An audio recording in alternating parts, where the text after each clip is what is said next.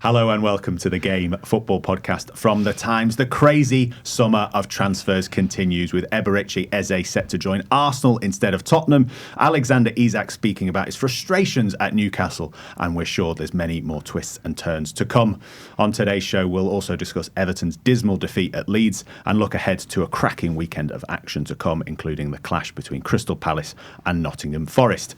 I'm Tom Clark, and joining me today we have the chief correspondent for The Times and Sunday Times, Martin Samuel, the former footballer turned columnist Tony Cascarino, and the former footballer turned football writer Gregor Robertson. Here we are, team. Tony, nice to see you. To see you. Yeah, nice, very good. Yeah, good. You missed me, hadn't you, on holiday? You've just been giving me loads of abuse for not being here. No, you were late today for the podcast. I was all on you. It was all me. I was the only one late, was I? Yeah, just me. You brought a couple of lads we were along weird for you. Yo, I see. They all stick together. Some of us have been here like since small hours. Yeah, but you'll be the first to have a go at players who don't turn up and training on time. Players? Right, okay, you would be. You'd start. I would be, wouldn't I? You would. You'd say it's a joke. They shouldn't. They should be there ready and waiting. I was here probably at 20 past 10. Yeah. And who did you see in the canteen when you walked in with your coffee? Martin sitting in the corner, doing his papers. Yeah. Sitting there doing the papers, you know. It's like that, is it? Honestly, yeah. One Been week off for off. A week, mate. It's been a coup. 1 week off. There's been a coup. Anyway, let's get stuck into the transfers, and we can talk about some players who, maybe not acting appropriately, Tony, and see if you can get angry at them instead of get angry at me. One player who definitely hasn't acted inappropriately, Eberechi Eze, but one club maybe not acting very professionally, Tottenham Hotspur. Arsenal expected to sign Eze for £60 million, Gary Jacob reporting on the Times website. After hijacking Tottenham's deal, Tottenham had agreed a transfer fee and personal terms for the Crystal Palace midfielder, but we believe an injury to Kai Havertz forced Arsenal to take him from under their rivals' noses. Who wants to go first? Great for Arsenal, terrible for Tottenham. Which way are we going to go? Do you want me to do the terrible for Tottenham? It's great for Arsenal. That goes without saying.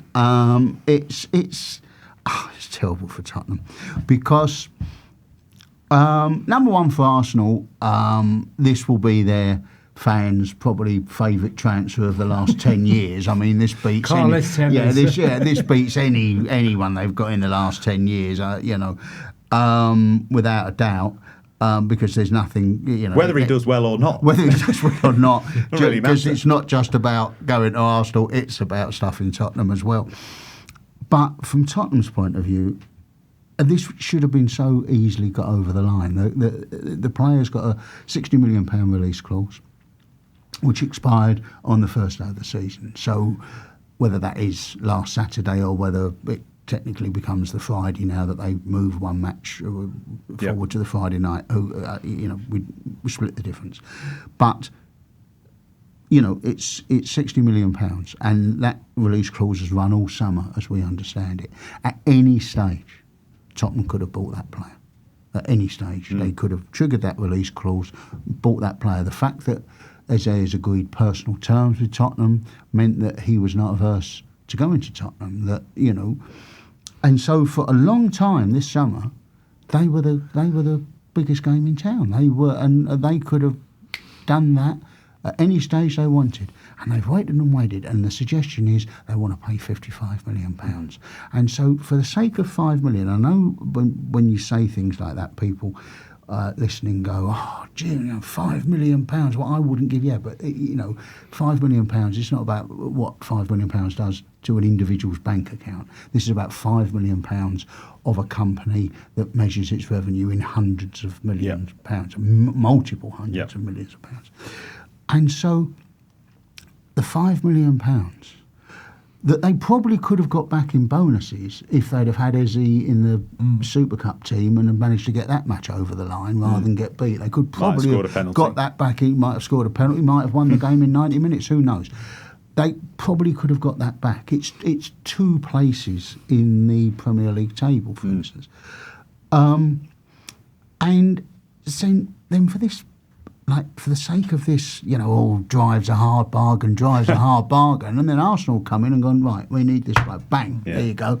That's how you get a transfer deal done. Because they've paid £60 million, plus potentially, we believe, some add-ons that might take it to £67 million. So they've done the whole thing about blow them out the water, the famous conversation that started the Premier League as we know it. You make a point about it's the optics of this as well, isn't it? As well as missing out on a player, which Yeah. to a rival, the optics in modern football it's disastrous, isn't it? In this age of social media, and now you say our rival fans cooing over things, and Yeah. I mean, it's a stinker for Tottenham, isn't it, Tony? Yeah, well, it's a stinker as well because it's just been done before, obviously, Palace play their first European game. Yeah. So he can now play, obviously, Champions League football anyway. So this is nothing new. This has happened before where, someone gets headhunted on that last ditch. I mean, there's been stories of players in cars going to other teams, and on the journey, they go, turn around, you got to go back to so-and-so. Do you ever have that happen, Tony? Well, when it was at Millwall, Colin Duncan phoned me for was at Ipswich, and I was going into the office at Millwall and said, I'm just going to speak. And I said to John Doherty, who was the manager at the time, I'm going to talk to Ipswich. And he went, no, you're not. You're going to stay here and you're going to sign for me. So he locked you in the room. Well, he didn't go as far as that, but he made it clear that we're going to get this such a good proposal, right? And and that does happen. Greg, I mean, there's some people who want to get me out. I've I've had some wanted me to get out the door. A few managers driving you away But from the it's ground. nothing. Look, Tom, the one thing I would say that there is an upside for Spurs on this is that Is there? you've lost obviously a very important player, but you can't rely on one target. No, but they went for Gibbs White. They didn't get that done. Yeah. Obviously, necessarily you could say, well, that was down So, to Forest. so Gibbs White and Eze is the only two players in European No, but football. come on. That would, you'd for a expect new Tottenham manager, to get one out of Forest, and you'd expect Yeah. Tottenham to get one out of Crystal Palace if they wanted. We're in the Champions League. Listen, Kudus is a good signing. He's made a great start, looking good. But they've got a new manager. They've got the Champions League. They need to strengthen that squad. Yeah.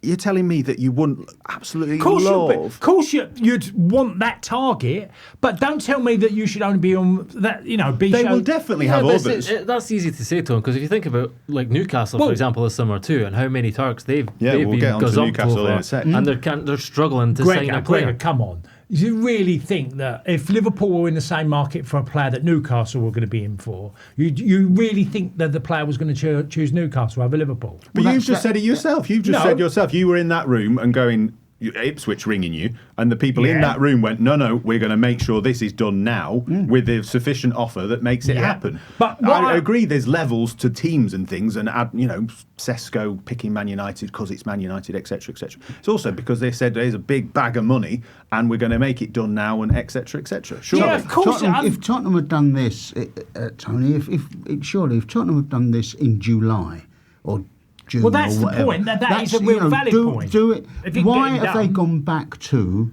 doing their business late? And it's all of this brinkmanship with Daniel Levy, where he almost seems addicted to this, the art of the deal type stewardship.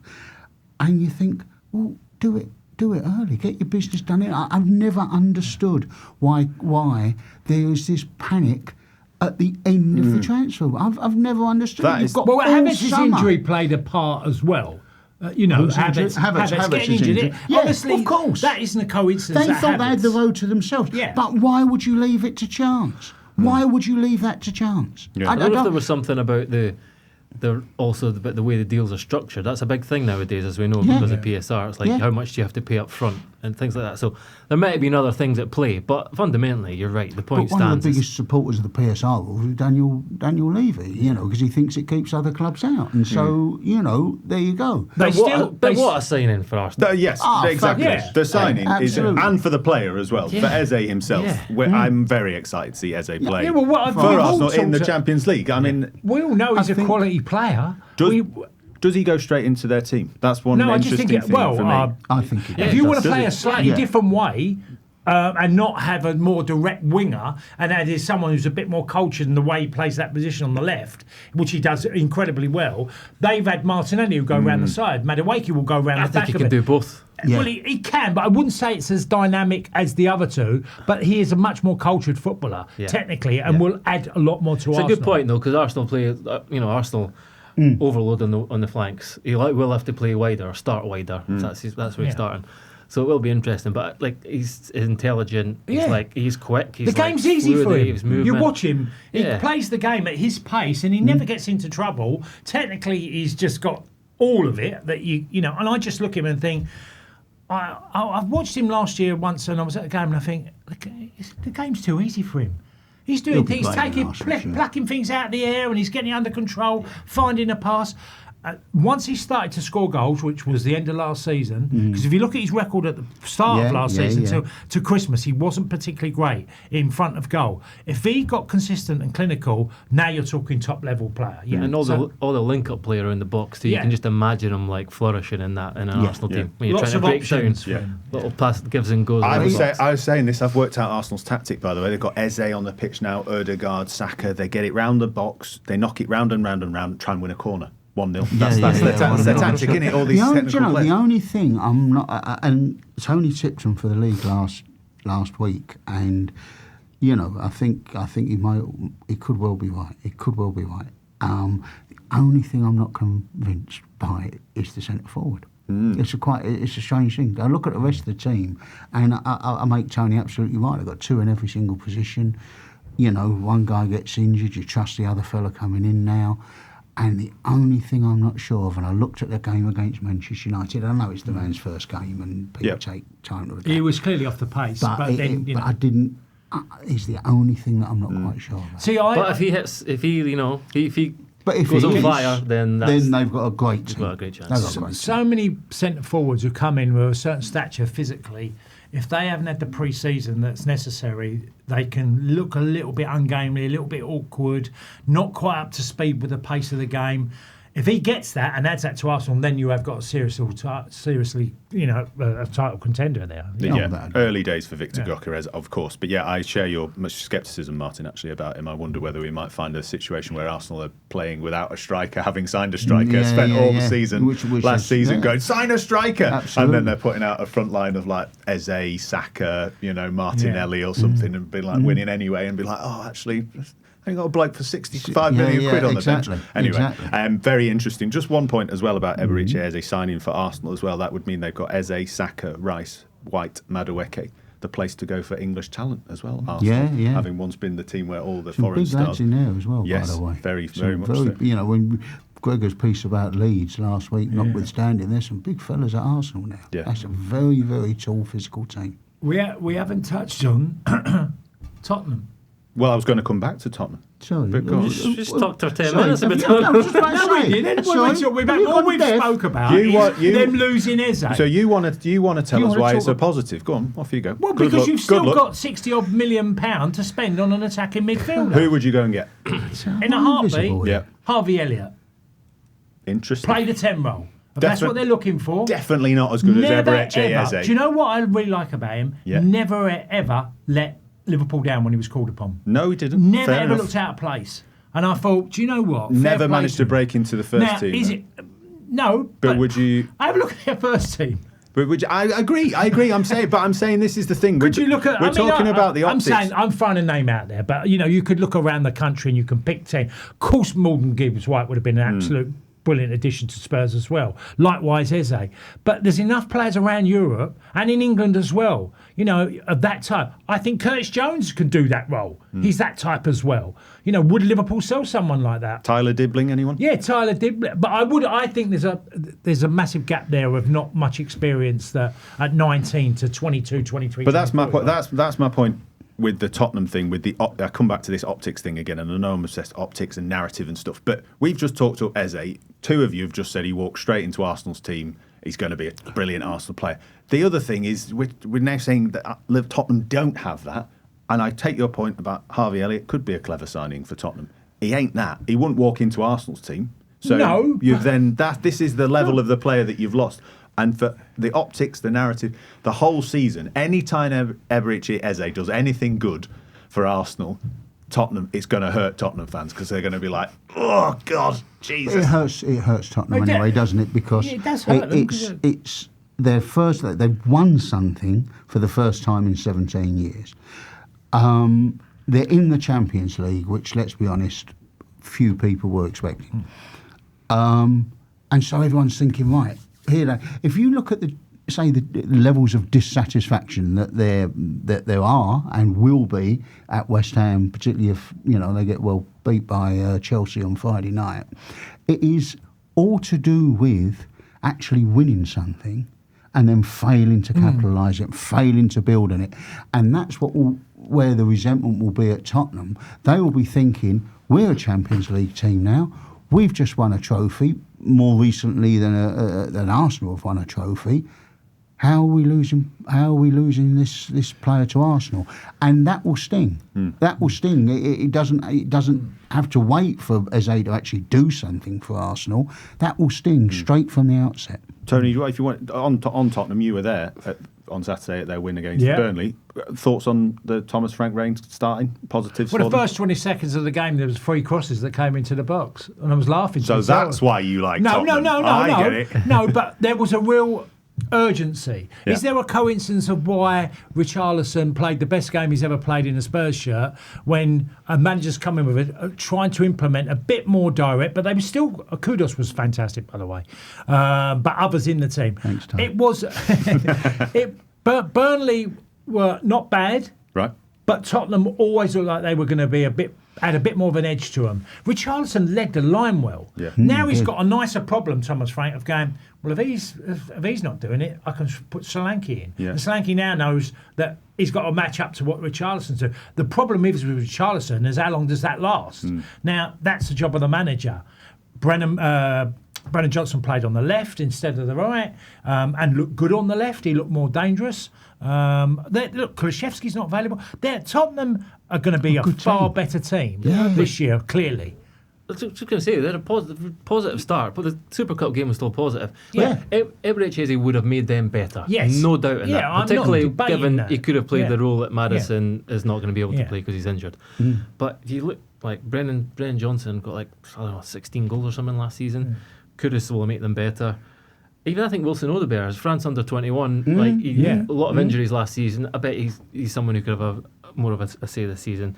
Tell, Richarlison, they've got quite a few attacking options. Yeah. They've missed out on a player who could make them better. They do need to. Yeah. They do need to add someone else.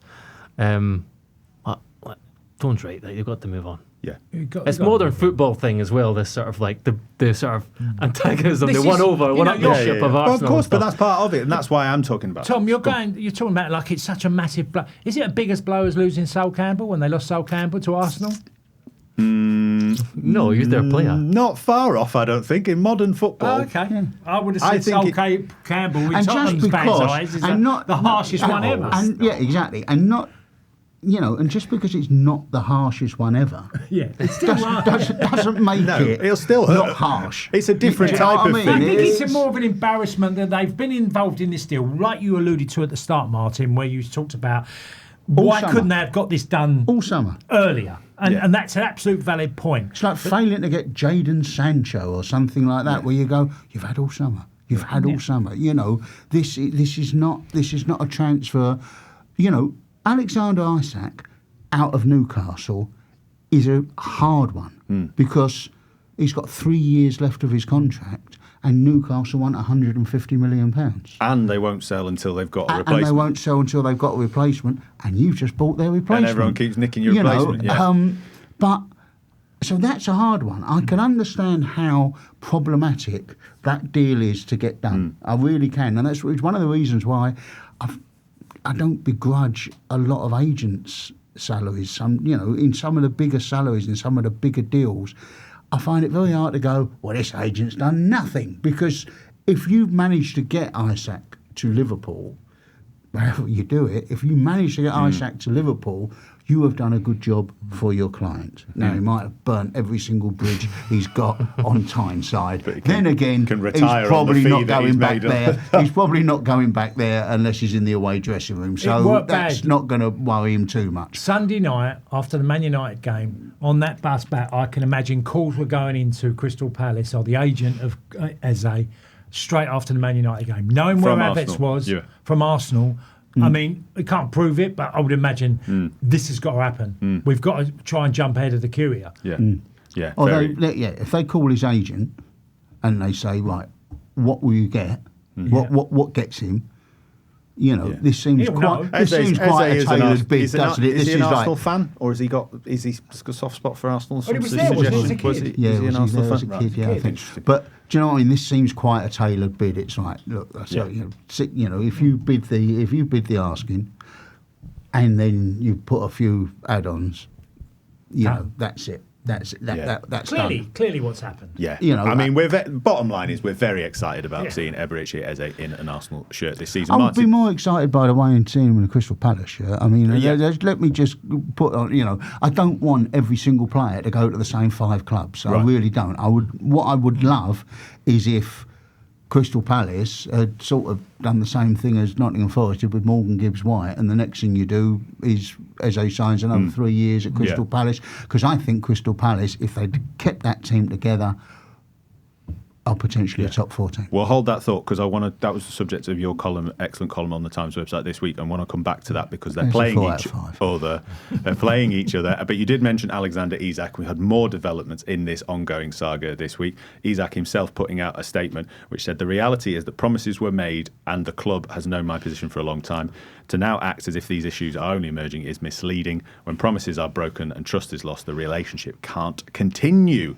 So we're in strike territory now, aren't we, really, with Alexander Isak at Newcastle. Fans obviously chanting against him at the Aston Villa game, which we discussed with Alison Rudd on Monday's show. Tony, Martin, I mean, we're in no going back territory, aren't we, really? Even though Newcastle's stance remains that the player is not for sale, and Liverpool's stance is that we're not paying any more for him. How do we see this actually panning out? Tony, you've got a wry grin on your face. Well, no, I don't. I don't see it panning out very well because I'm not sure that. I'm pretty positive Isak is not going to turn his opinion around, is he? And go, well, maybe I've made a mistake here, and I owe an apology to Newcastle faithful. I'm on a 3-year deal. I'm going to honour that. That's never been even mentioned. He's using this as the club have promised me. I mean, I was in the game 19 years, and Gregor's, I don't know, how many Gregors did you do? 5? 2 minutes. No, Gregor, did you have anybody ever say to you, like, we'll let you go?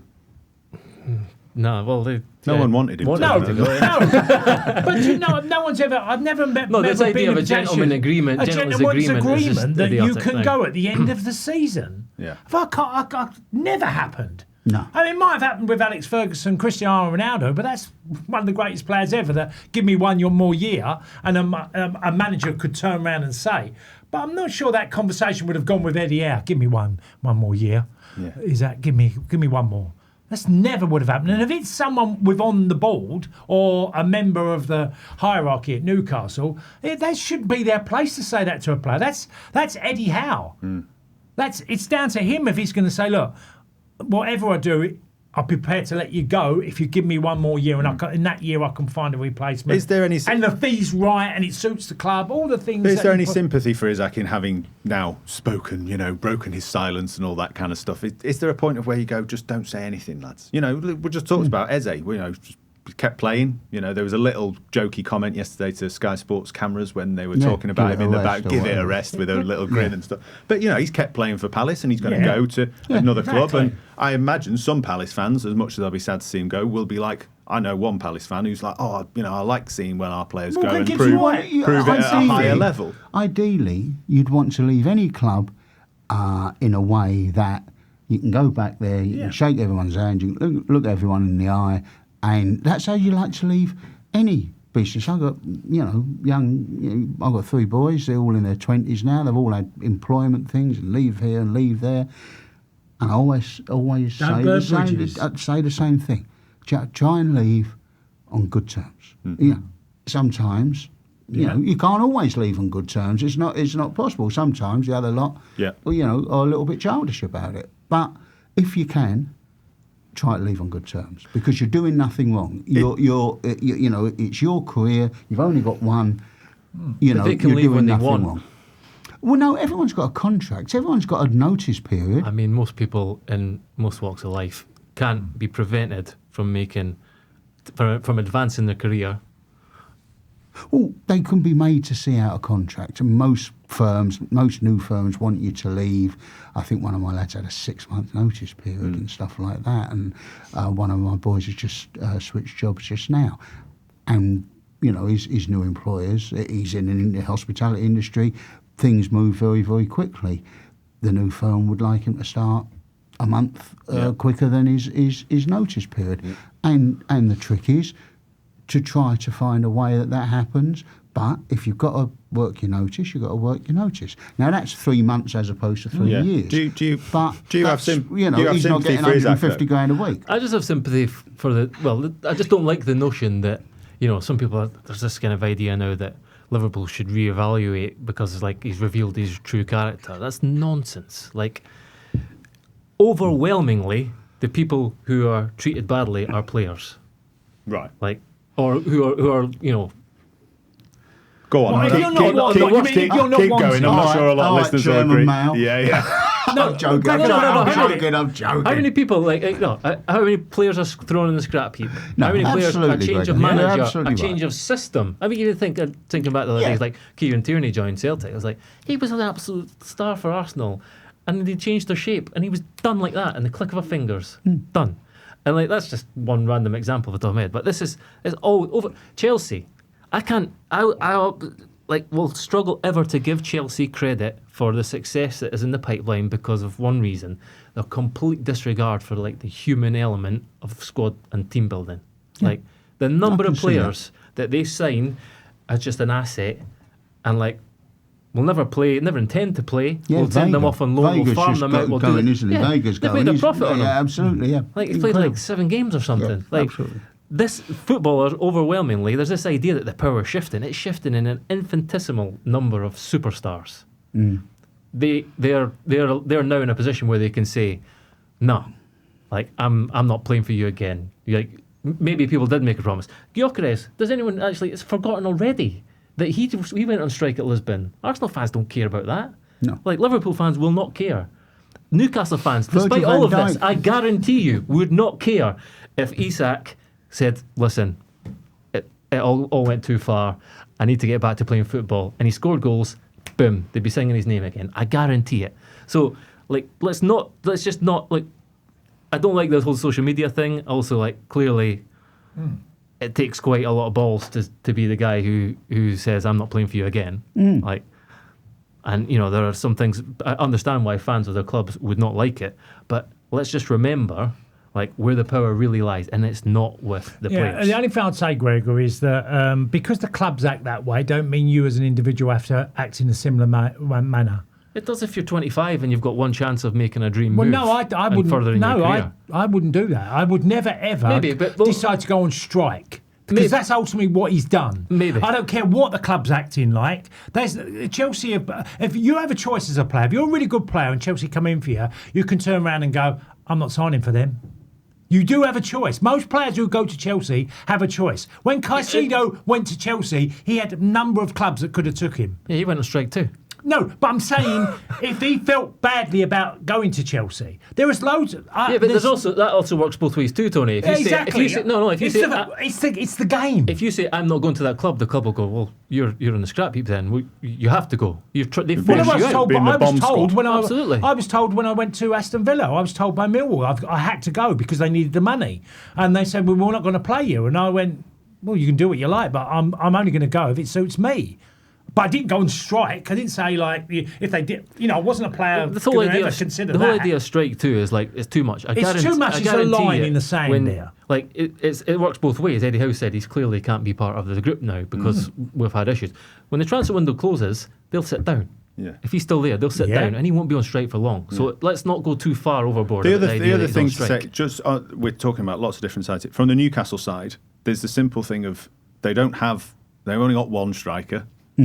It's Alexander Isak. Yeah. They've not signed a replacement. I mean, that's the simple fact of this story, isn't it, Martin? That, Yeah, if you're Newcastle, look, until you sign Johan Wissa and another player, as we believe. Johan Wissa has gone on strike. Yes, and who might probably end up at Tottenham by the end of this episode. But that's Newcastle's position is correct, right? Look, we can't sell. Yeah, you can argue a lot of things about Newcastle this summer.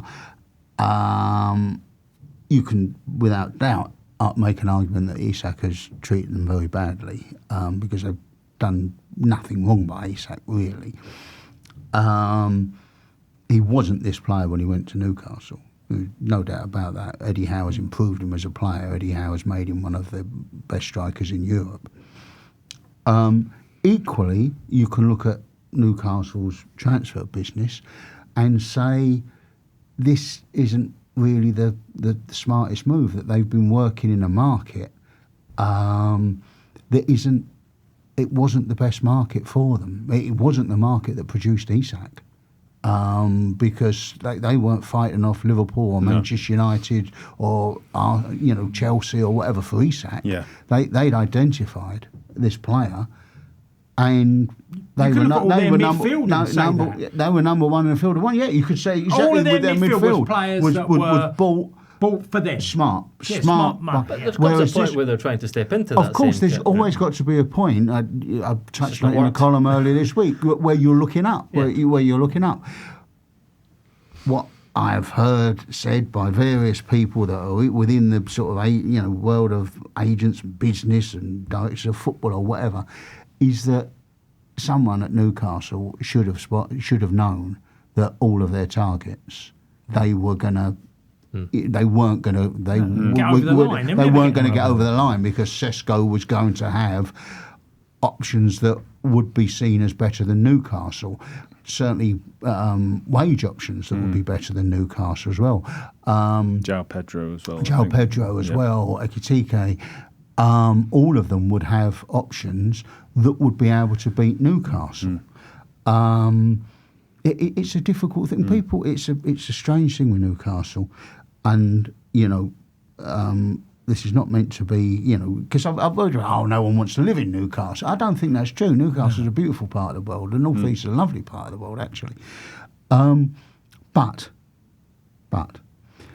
Newcastle haven't got the reputation of the other clubs. Yeah. We can argue about Saudi Arabia's money and stuff, but obviously PNS thwarts the influence of that.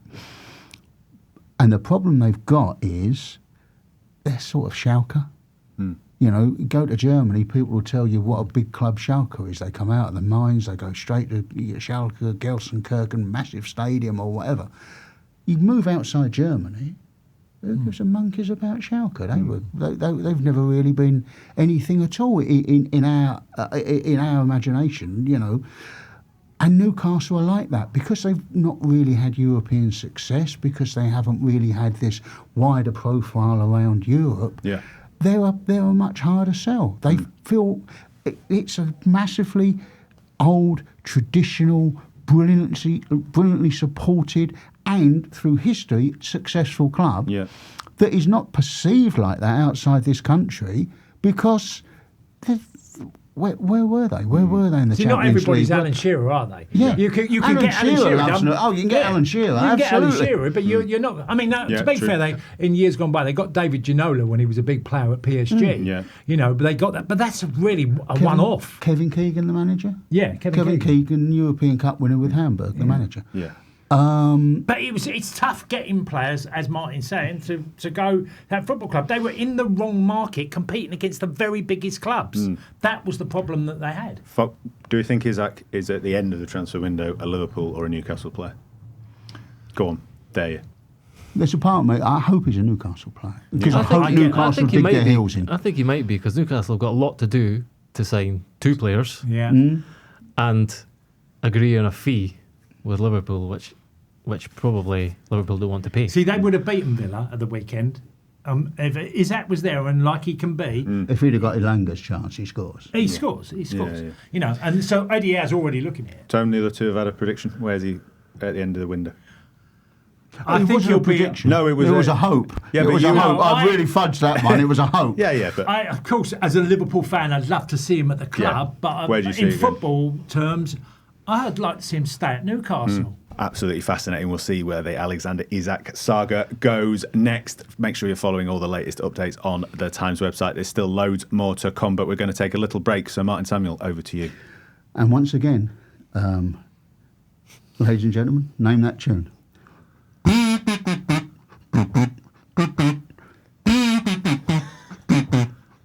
Fade out, Rob.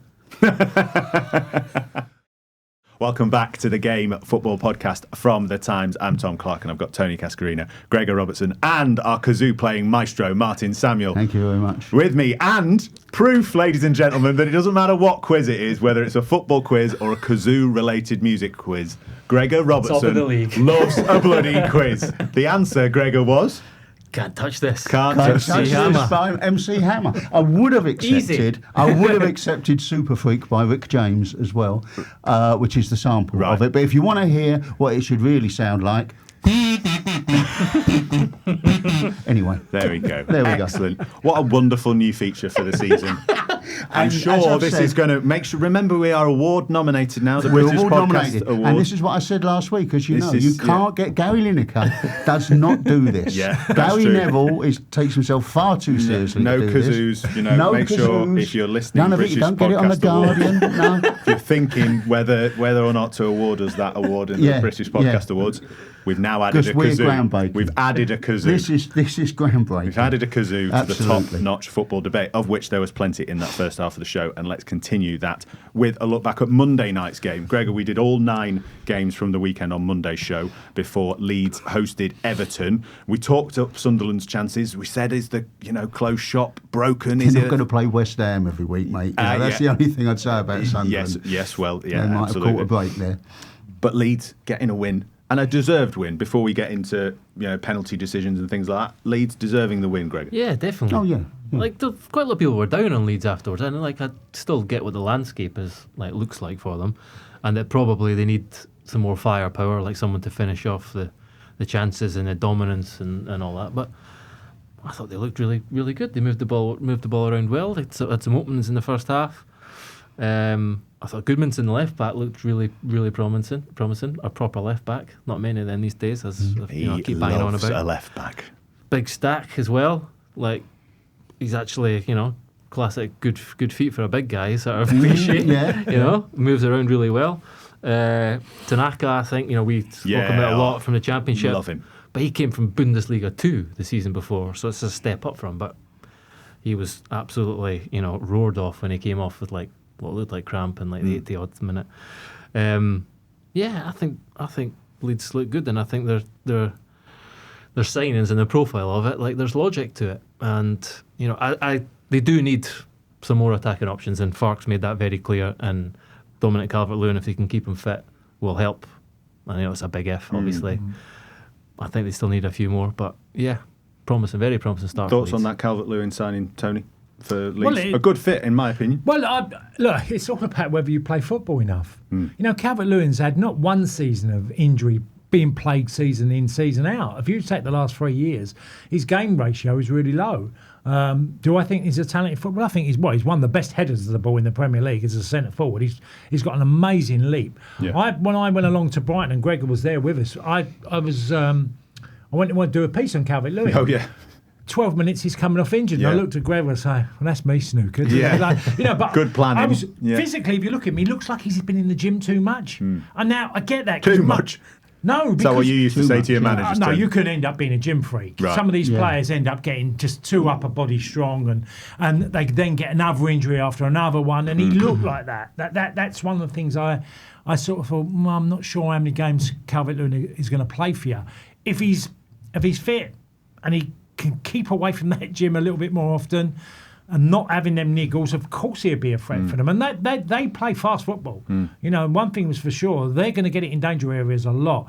That will fit him. So it's all about whether he plays games, Yeah. Tom. I can't see any other answer to that. But a positive start for Leeds. Just very quickly, obviously, I think partly, Gregor, you said everyone was down on Leeds. I didn't necessarily think they were down on Leeds. It was more that the narrative, my favourite word, became all about the penalty decision, of course. Well, and the handball. that's the only way they got the victory. Yeah. For all the dominance, they didn't actually score a goal from open play. So and it was a controversial penalty. And I had with various mates in WhatsApp groups and things debating it, and one of them said, and I quote, if Gregor Robertson says it's handball, I'll accept it. So, Gregor, Your mate's right. It's handball. it's handball.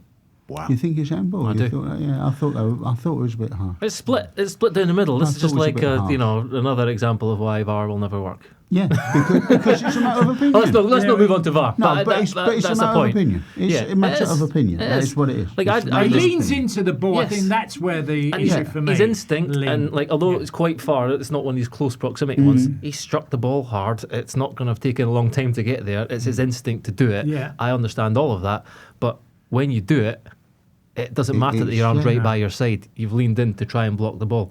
Like, it would have been very hard for him instinctively to not do that. I totally understand that, but it doesn't matter. He did it, and he leaned in, and it blocked a shot towards goal.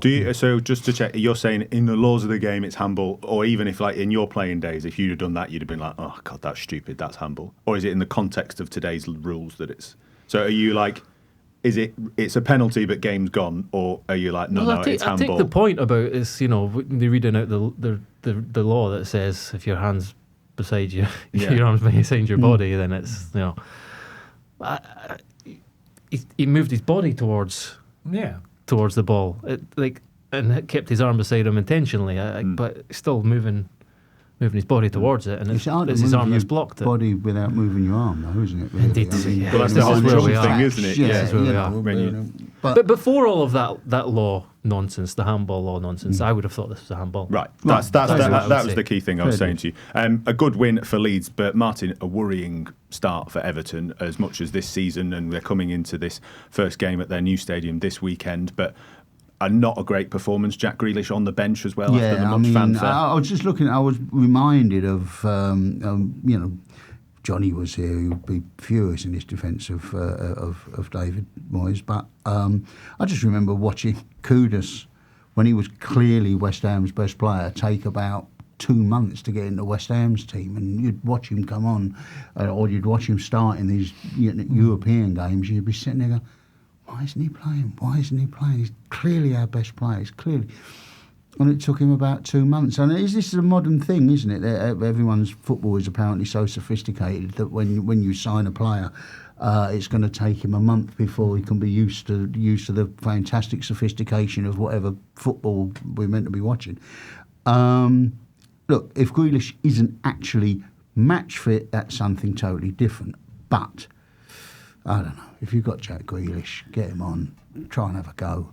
But when you're saying about Everton I think there'll be a lot of teams very worried by that result the other night. I thought that was because if you look at it, everyone's got away with it last season, haven't they? Let's be honest, everyone's got away with it last season. Sorry, you're coming back to the point we discussed on Monday about this closed shop and the teams coming up. That maybe everyone got away with it last year. Everyone could have the cigars out all year going, right. Because of the bottom three. Because these three are gone, and we all knew it by November, December by time. default, really, wasn't it? So you could be rubbish last year, and you were still in. Yeah. Are the promoted teams looking better? I know it's only one game, listeners, but are they looking better, or is it that you joked a bit in the first half of the show, West Ham, Everton, Brentford? Is it that they're worse? There's that. If they didn't think they had to improve on last season, any of the teams like West Ham, if they didn't think they had to improve, that was complacency on a ridiculous scale. But the other thing is that 2 of the 3 teams have got vociferous home support, fantastic atmosphere, difficult place to go to. I know it didn't stop either of them going down in the past, but they're big places to go to, and we haven't seen Burnley at home yet. By the way, we saw them get well beat at Tottenham. Yeah, but we haven't seen Burnley at home to Sunderland yet. This weekend, which is already a huge match. Yeah, so you look at that and see, right, well, let's see what Burnley look like when they're at home. But you've certainly got 2 of those 3 clubs that have got not fortresses, but they've got grounds that, unless you are prepared to put it up to them, and West Ham weren't in the second half last week. They did in the first half. In the second half, once Sunderland got in front, West Ham didn't do a thing. Unless you're prepared to put it up to them, you'll get beat up there. Is that true? Because I mentioned it as a cliche, Gregor, when we're talking about Sunderland, the kind of, the fortress and all that stuff. I'm very conscious of not saying it as a genuine thing. But, going up north and it's a bit loud and scary. Is that true? As players, do you genuinely, go to get grounds and go... where the atmosphere and the ground and the opposition fans can genuinely make you off your game? Well, I played at Leeds and Sunderland, and Leeds was very intimidating. You knew straight away when you was, from the moment you're doing your warm up to the game starting. Most Northern lads are all right, Tony. But in a good way.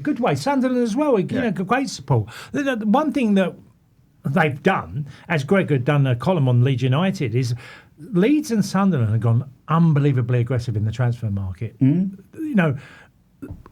look at what they've done, Sunderland, in the transfer market for a team that was never good enough to be in the Premier League.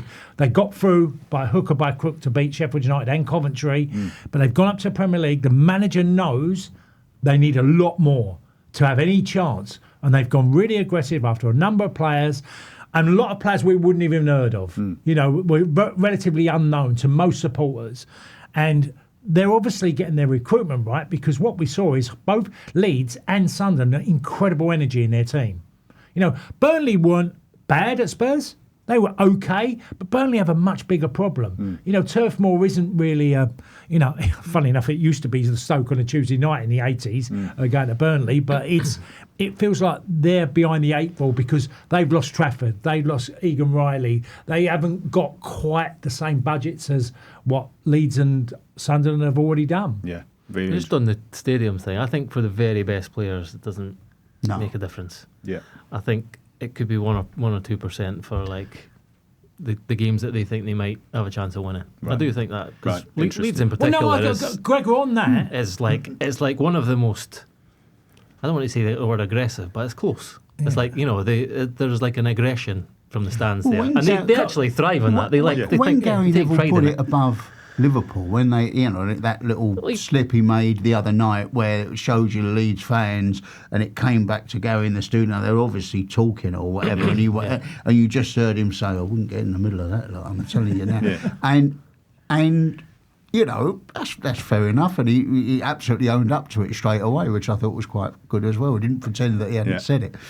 But if Gary Neville found Ellen Mode intimidating, if it, you know, and by the sounds of it, he did.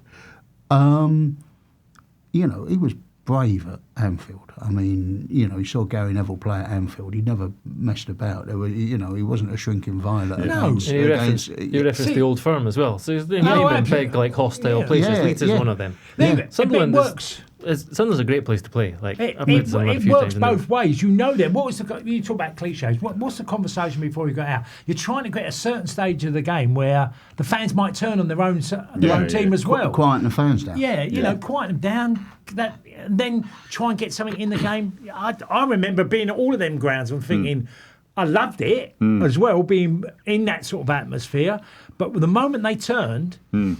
I've been in that side. You know you've won. Yeah. You feel like you've got a real hell of a chance of getting a result. It ain't going to be enough to keep either of them up.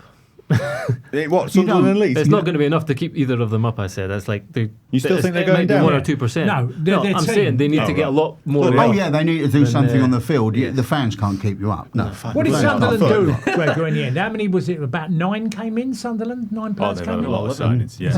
Was it 7 on debut? Yeah, 7 debuts. 7 on debut. Although the three who scored were there last season. Which is great. Lovely touch. Yeah, we're very excited about Burnley, Sunderland this weekend. We're talking about teams that came up to the Premier League and spent a lot of money. Let's finish with a chat about Nottingham Forest, because they're a good example of doing that. They play Crystal Palace at the weekend. Palace, of course, playing in the Conference League tonight. We're recording this show on Thursday. Greg, are you going to be there? Excited? I am. Think they'll get a result? I think they'll get a result, yeah. I think it'll probably be a pretty spicy atmosphere because they're not fans of UEFA, and I think it'll be even spicier on Sunday because they're not fans of Nottingham Forest or their owner. And you're going to that game as well? Or the Premier League. Yeah. No, they don't like anyone, really. It's really, absolutely. It's really hard to work out who they are fans of, apart from Crystal Palace. Yeah, well, make sure you're reading Gregor Robertson's match report on the Times website. Martin, this was the subject of your column this week on the Times website, the headline of which was, "This might sting, but Crystal Palace might need to be a bit more like Evangelos Marinakis." Yeah, explain a bit more why. Well, it's only the way that he has fought for Nottingham Forest and the way that he came up. And I'm not saying everything the man has done is admirable, far from it, but he's very elbows out for Nottingham Forest. And you don't see too many chairmen. I mean, Gregor was saying that at the weekend they were singing his name. You don't get too many chairmen get their names sung. Any? I can't. I'm trying to think of Roman at Chelsea. Roman at Chelsea. And I said to Gregor, but the nearest... Another good bloke. Absolutely. But because of Chelsea's success. Cut that fans... Dumb. Get the kazoo out. You asked for one.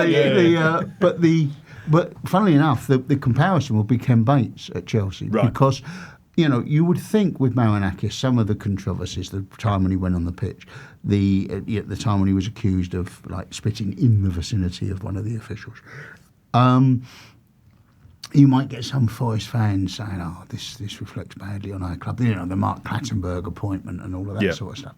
Oh, this reflects, but you don't. They love him. They absolutely love him, and Ken was very similar at Chelsea. Trying to electrocute the fans at one stage, and they still loved him because he was very elbows out for Chelsea. And that's all the fans want. They want someone that they think is like them, and you look at Marinakis this summer, and keeping Gibbs White was a huge thing to do. And by the looks of it, at some stage, he has just gone, well, we'll match what, because the man signed a contract as well. It's not just that he decided to stay, he signed a 3-year contract. This isn't the promise one more season. Yeah, absolutely. You've actually signed a 3-year contract. So you do wonder if at one stage Marinakis is going, well, we'll pay what Tottenham are paying. We'll match it because he's essential to us. And it's that sort of thing. And it was just a wish, because you look at Crystal Palace, and this one is now going through the Eze one. Yeah. You think it's quite possible that the Guehi one will go through maybe to Liverpool or whatever. And you just think, I don't know, that wouldn't it have been great if Palace could have won the FA Cup, won the Community Shield, but let's just go from the FA Cup, won the FA Cup, kept all of their players, got their elbows out a little bit and gone, right, we're going to actually worry a few next season. Because they could have, I'm certain they could have. Worried a few this season. What do we think Marinakis would? How do you think he'd deal with Alexander Isak? Well, yeah, absolutely. That would interesting one to post. It'd be an interesting conversation. Alexander Isak's agent suggesting some kind of loan deal for owners. Newcastle will be like, Evangelos, can you come and have a word? Can you come in and? Just coming back to Martin's point, do we agree with Martin, Tony, and Gregor about that idea of what Palace could be? If, the elbows out expression that Martin's using, if they'd done that. Do you agree? Yeah, I think Glasner's great. And I think they did have some really talented players. And they've, obviously, even before that, lost Elise the summer before. But I just think the reality of football is that Eze's 27, he's got two of the biggest clubs in London, and in Europe, both coveting him. He's got a release clause, There's also an aspect of football sometimes too when you're at a club that's overachieved or done something great, like winning the first trophy, like making it Europe. It's probably that's as good as it's going to get. Yeah. So it's time for us, we can look at pastures new. And they admit they're a selling club. Yeah. No, they admit it. It's not. Plus, there's also the complications about Palace's ownership structure, and then I've just, Texerly moving on, Woody Johnson, the new guy. It's always been the way in football that the smaller clubs and the mid-table clubs, mid-range clubs, will be picked on by the elite, and they will take their best players. But what I liked about Marinakis from the very start is he didn't come up with any sort of inferiority complex for Forest. He sort of came up with, we don't respect anybody, we're as good as anybody else, here we go. And I know he sold Brennan Johnson, but he sold Brennan Johnson under sufferance at the latest point he could do, ended up getting docked points because they didn't make the PSR sums add up, and all of this sort of stuff. He came up from the very start with this attitude of, we're Nottingham Forest and we're as good as anybody.